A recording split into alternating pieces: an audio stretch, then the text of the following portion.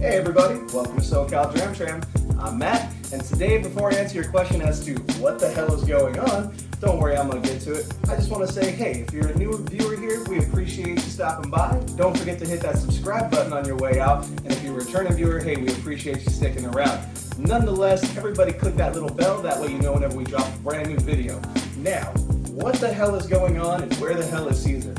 See, when Cesar and I get together to shoot videos, we usually shoot anywhere between 4 to 6 reviews at a time, but on the last shoot, we only shot 4 videos, and we didn't anticipate needing a 5th. And nonetheless, we don't have a 5th video in the can, so today, you get solo Matt. But don't worry, next week, we'll be back to our regular scheduled programming. Cesar will be here, we'll put the boards back up on the wall, it's gonna look good. But today, you're getting kind of a little low-key episode, and I just want to take a few minutes and answer some of the questions that we get down in the comments below, or even when people just walk up to us and ask us things because they know we're kind of whiskey nerds.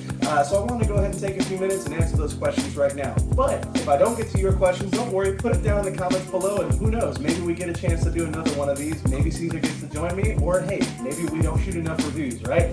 Nonetheless, let's get to it.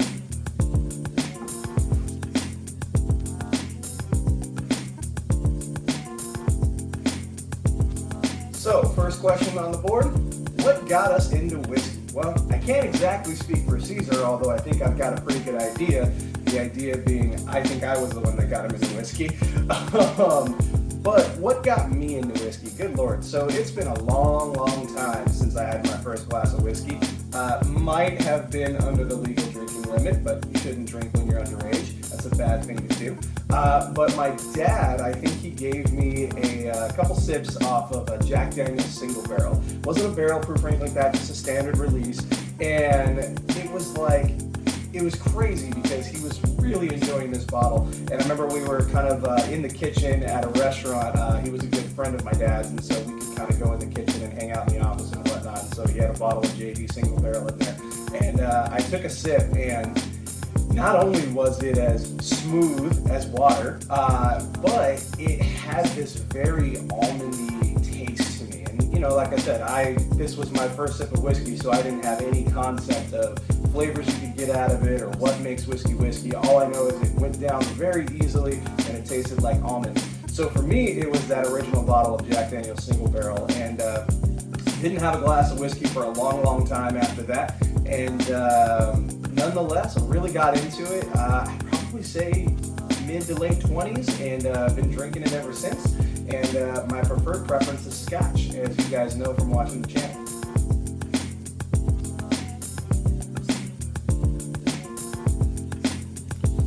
So how did Cesar and I meet? Oh man, not really too complicated of a story, as many of you guys probably have a similar story with a friend that you know.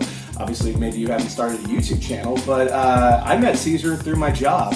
He and I were basically co-workers. I was in a different department, and when I got transferred over to his department, I became kind of not his boss, but his leader. I was the first in line for him to report to, and he and I kind of just developed a friendship, and it's been working ever since. And we started SoCal Dram Tram kind of just not out of boredom, but out of curiosity. We kept talking about it for, I don't know, probably 2 or 3 months, and the name kind of came up out of nowhere. And after that, it was like, let's just get together and shoot and see what happens, because we both really had a passion for cameras, and we're like, why not? Let's see what happens.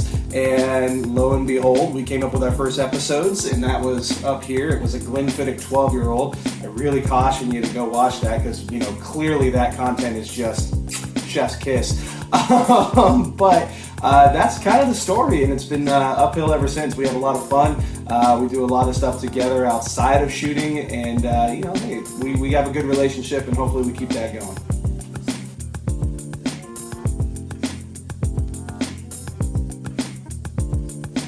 Coins, or challenge coins. What are they, and why do we use them?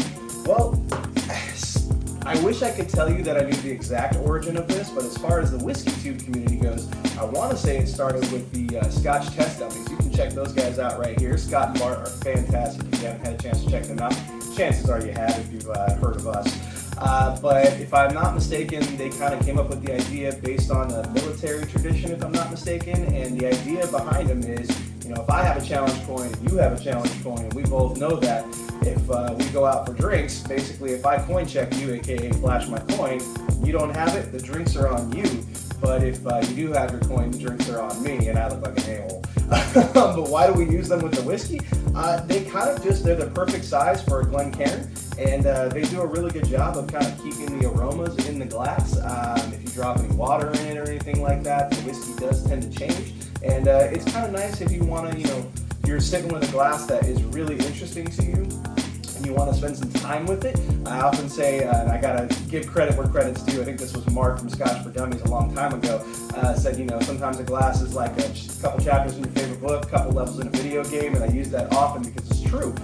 Some of the glasses that you'll pour, excuse me, are very engaging, and you don't want to just get through it. So a coin does a really nice job of actually savoring those flavors, if you will, or those aromas. So that's why we use them. I got a variety of them. I think I'm up over 30 coins now. You can get them from a variety of different whiskey tubers. It's Bourbon Night, Scotch for Dummies, Scotch Test Dummies, Aquavite. There's a whole bunch of coins out there. So if you're curious about them, check them out.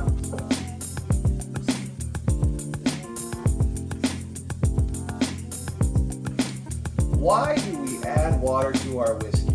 So I can't give you the exact definition as to why to add water to whiskey. The simplest explanation is that it will release different compounds in the whiskey. Different chemical reactions will happen when you add water. Again, I'm not a doctor, nor do I know everything about whiskey. I probably never will. In fact, there's people in the whiskytube community that have probably forgotten more about whiskey than me and Cesar will ever know.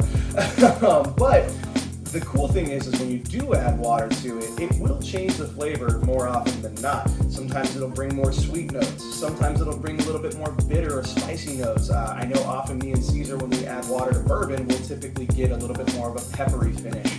But it's fun to do it because you can kind of see what whiskeys will hold up to water. Obviously, there's different ABVs to whiskey, anything starting at 40%, going as high as even 70-75% that I've seen out there. So adding water will sometimes mellow it down for those high proofs, or adding water will sometimes make it more tolerable for people who don't regularly drink hard alcohol. So it's definitely worth trying. If you haven't done it, get yourself a little water dropper. This one is actually from Jeremy at Sipper Social Club. You can check him out right up here. And yeah, start playing with your whiskey because it's fun.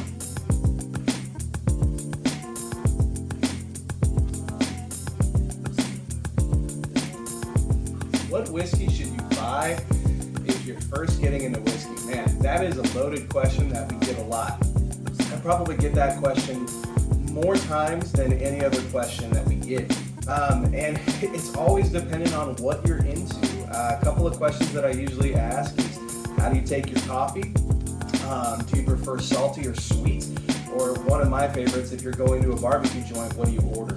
And there's a couple different reasons as to why I ask those questions, because it'll kind of lead me in different ways. But usually what I recommend, if you're first getting into whiskey, get a couple options. See which way you go towards. The Whiskey Tribe does a really great series, I think it's called Whiskey Curious, where they take somebody and they basically kind of figure out what category of whiskey they really enjoy. And I kind of try to do that whenever I'm kind of talking to somebody about whiskey, or if they're very curious about it and they're a good buddy of mine, I will usually try to give them a couple samples. And usually I'll give them a bourbon, I'll give them an Irish, and I'll give them a Scotch, because it is a really good way of saying, okay, which category do you prefer?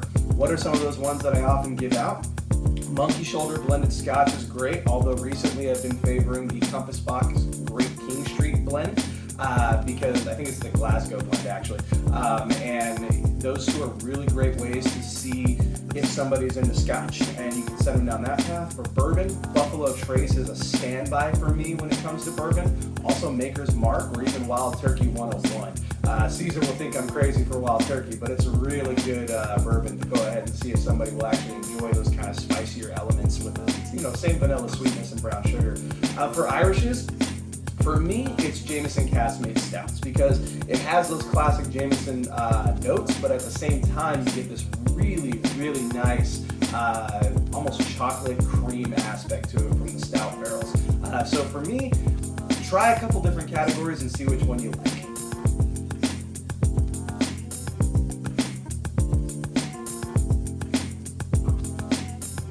Just how many bottles of whiskey should you own? The answer is not a lot, to be honest. But when you run a review channel, things get out of hand quickly. How many bottles do we have on the bar? Don't worry about it. You gonna cut me a check for them?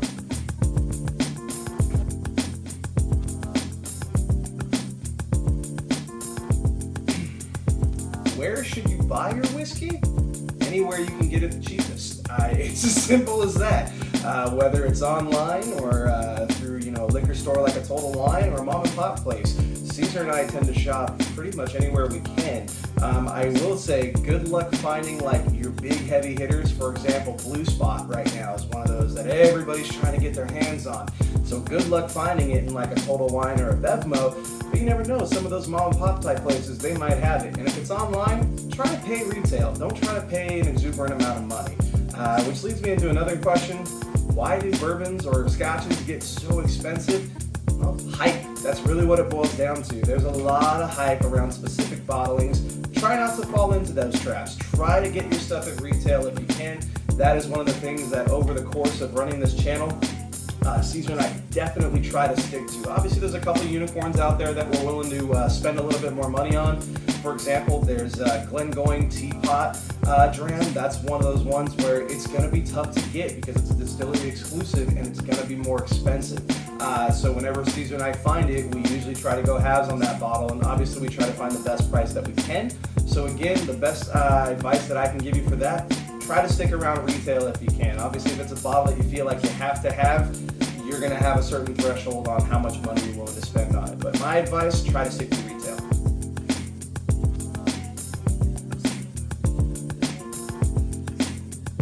Does more expensive mean better? Absolutely not. More expensive means different. Does having an age statement mean better? Again, absolutely not. It means different. Some people, Cesar, will think that if it's got an age statement, that it should be better. And there's a certain argument to be made, sure. Age stock should have different qualities that younger stock maybe doesn't.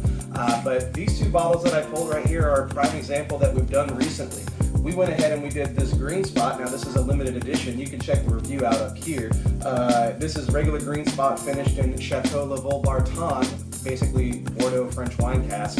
And we were just over the moon about it. It was absolutely lovely. I think we both gave it a 4.5. Runs about $90 when you can find it. Fantastic whiskey. Then we got this guy over here. This is the red spot. Again, we recently just reviewed that. And this guy runs about $130 at retail, and it's 15 years old, so right away you think, oh, this is probably going to be something special. Yet we gave it like a 2.5. Not that it's a bad whiskey, but I kind of felt like it needed to be left in the corner and think about what it's done. I'm hoping that it gets better as it goes down, which is something that can absolutely happen with a bottle of whiskey. It can open up and it can just get significantly better. It could also go the other way. It could also get much worse. The point of this particular question that I really like is, again, more expensive does not mean better.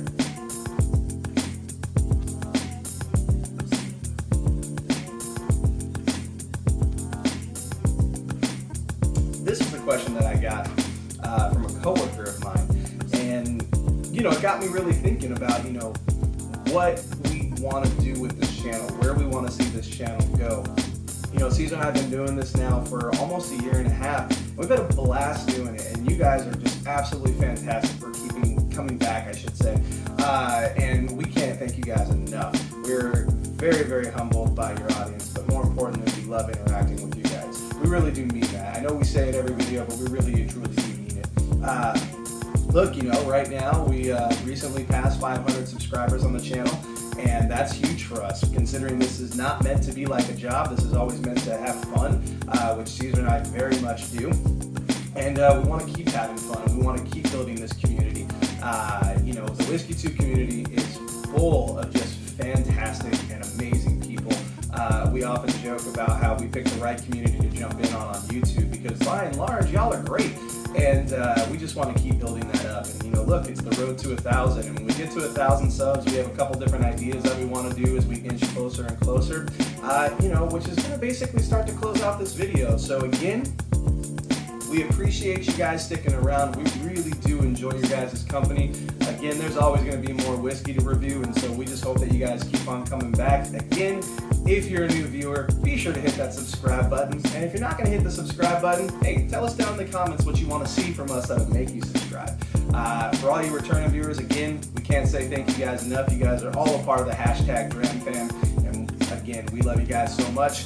Thanks for checking out this video today, guys. Thanks for bearing with me as I ride solo. Hopefully the edit comes off without any hitches. And we'll see you next week for another review. Catch you later.